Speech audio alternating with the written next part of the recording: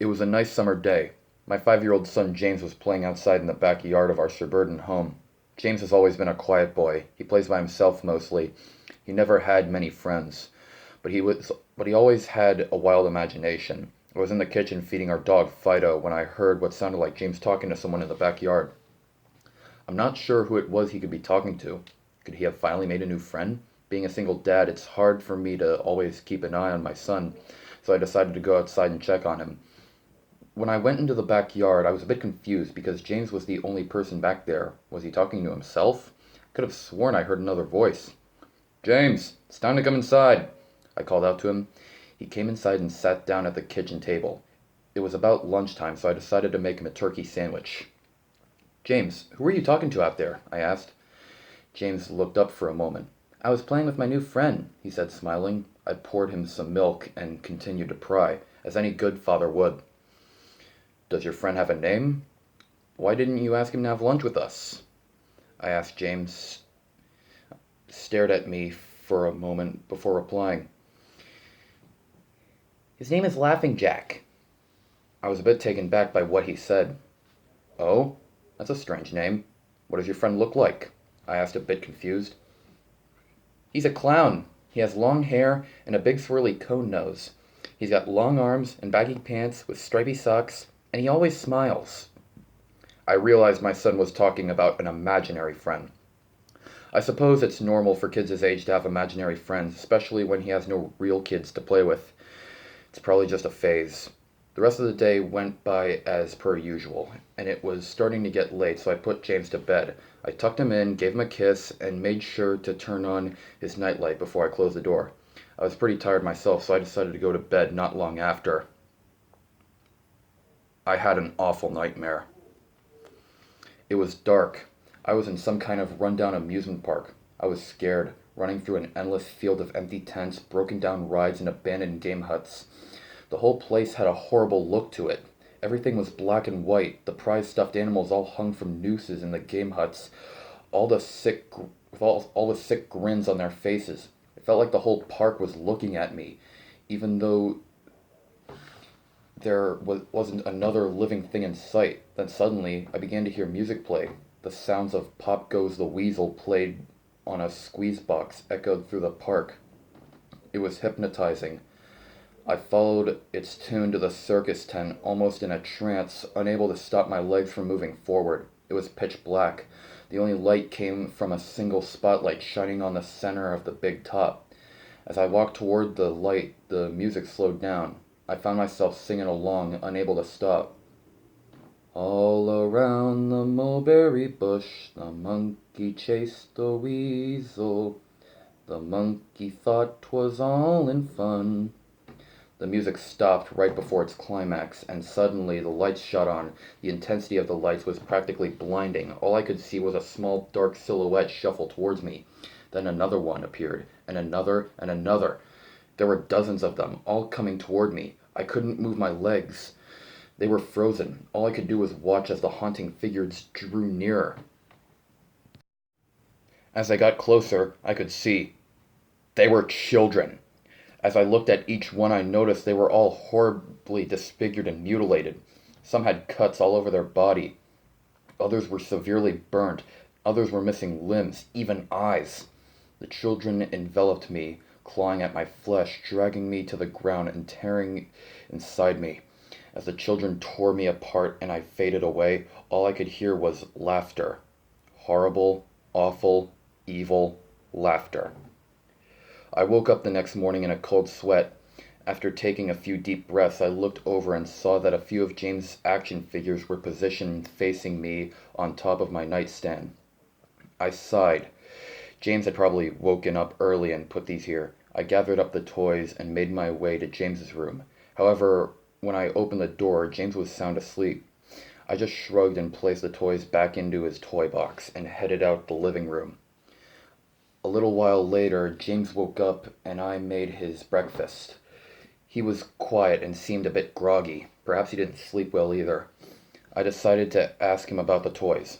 James, honey, did you put the toys in Daddy's room this morning? His eyes shot at me for a moment, then quickly glanced back down on his cereal. Laughing Jack did it. I rolled my eyes and responded, "Well, you tell Laughing Jack to keep the toys in your room." James nodded and finished up his breakfast, then decided to go out and play in the backyard. I went to relax in the living room and must have dozed off because I woke up a couple hours later. Shit! I need to check on James. I was a bit worried. It had been over 2 hours and I haven't checked on him. I stepped out in the backyard, but James wasn't there anymore. I was getting nervous, so I called out, "James! James, where are you?" Just then I heard a giggle come from the front yard. I rushed through the gate around the front of the house. James was sitting on the sidewalk. I breathed a sigh of relief and walked over to him. "James, how many times have I told you to stay in the backyard?" "James, what are you eating?" James looked up at me, then reached into his pocket and pulled out a handful of hard candies in all colors. This made me very nervous. "James, who gave you that candy?" James stared at me, not speaking. "James, tell Dad who gave you that candy." James hung his head low and said, "Laughing Jack gave it to me." My heart sunk. I kneeled down to him to look him in the eye. "James, I've had enough of this damn Laughing Jack thing. He is not real. Now this is a very serious situation. I need to know who gave you that candy." I could see my son's eyes tear up. "But Dad, Laughing Jack did give me the candy." I closed my eyes and took a deep breath. James had never lied to me, but what he's telling me is impossible. I made him spit out the candy and throw the rest away. James appears to be fine. Maybe I'm just overreacting. After all, he could have gotten it from Tom and Linda from next door, or Mr. Walker down the street. Either way, I'm going to have to keep a closer eye on James. That night, I put James to bed as usual and decided to go to bed early myself. Suddenly, I was woken up by a loud bang coming from the kitchen. I sprung out of bed and hurried down the stairs. When I got to the kitchen, I was horrified. Everything on the counters had been thrown to the floor, and our dog Fido hung dead from the light fixture. His stomach was cut open and filled with candy, the same type that James was eating earlier that day. My shock was quickly broken by a sharp scream coming from James' room, followed by loud crashes. Grabbed a knife from the drawer and moved upstairs with the speed that only a father whose child was in danger could have. I burst through the door and flicked on the lights. Everything in the room was knocked over on the floor. My poor son in his bed, crying and shaking with fear. A pool of urine stained the sheets. I scooped up my child and ran out of the house and went next door to Tom and Linda's. Luckily, they were still awake.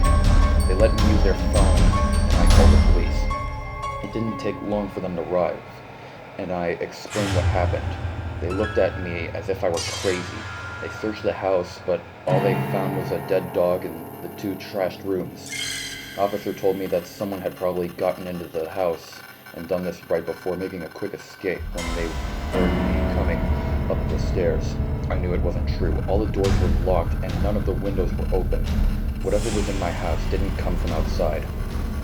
The next day, James stayed inside. I didn't want him to leave my sight. I went to the garage and found his old baby monitor and set it up in his room. If anything came into his room tonight, I was going to be able to hear it. I went to the kitchen and grabbed the largest knife in the drawer and put it on a nightstand. Imaginary friend or not, I'm not letting anything hurt my little boy. Soon enough, night came. I put James to bed. He was afraid, but I promised him that I wasn't going to let anything happen to him. I tucked him in, gave him a kiss, and turned on the nightlight. Before closing the door, I whispered to him, "Good night, James. I love you." I tried to stay up as long as I could, but after a few hours I felt myself drifting off. My baby would be safe for the night, and I needed to sleep. Just as I lay my head on the pillow, I heard a soft noise come from the baby monitor I had put on my nightstand. At first, it sounded like interference, like the kind a radio would make. Then it turned into a soft moan. Was James asleep? Then I heard it, the laugh from my nightmare, that horrible laugh. I sprung up from bed and grabbed the knife from under my pillow. I rushed over to James's room and creaked the door open. I tried the light switch, but it wouldn't come on. I took a step in and I could feel the warm, thick liquid on my feet. Suddenly, James' nightlight came on and I could see the absurd horror laid out in front of me. James's body was nailed up on the wall. The nails pierced through his hands and feet. His chest was cut wide open, and his organs hung down to the floor. His eyes and tongue had been removed, along with most of his teeth. I was disgusted. I could not believe this was my baby boy. Then I heard it again. That soft, desperate moan. James was still alive! My baby, my poor baby, in so much pain, barely clinging to life. I ran across the room and vomited on the floor, but my sickness was interrupted by a horrible cackle coming from behind me. I spun around while still wiping bile from my mouth. Then out of the shadows emerged the fiend responsible for all this horror. Laughing Jack. His ghost-white skin and matted black hair hung down to his shoulders. He had piercing white eyes surrounded by dark black rings. His twisted smile revealed a row of sharp, jagged teeth, and his skin didn't look like skin at all. It almost looked like rubber or plastic. He wore a patchy black and white clown outfit with striped sleeved socks. His body itself was grotesque, his long arms hanging down past his waist, and all the way he was poised made him look almost boneless, like a rag doll. He let out a sickening laugh as if to tell me he was pleased with my reaction to his work. He then turned around slowly in front of James and began to laugh even more.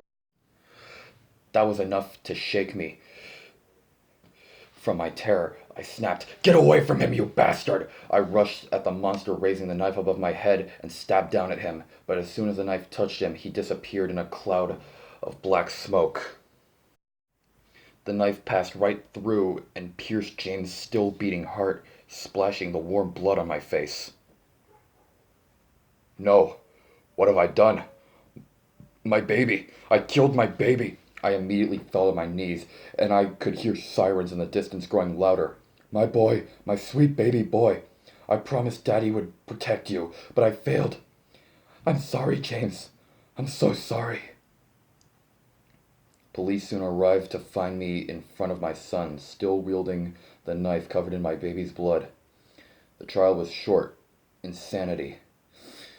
I was placed in the Ferropolis house of the criminally insane, where I have been for the past 2 months. It's not so bad here. The only reason I'm awake now is because someone is playing Pop Goes the Weasel outside my house. I'll talk to the orderlies about it in the morning.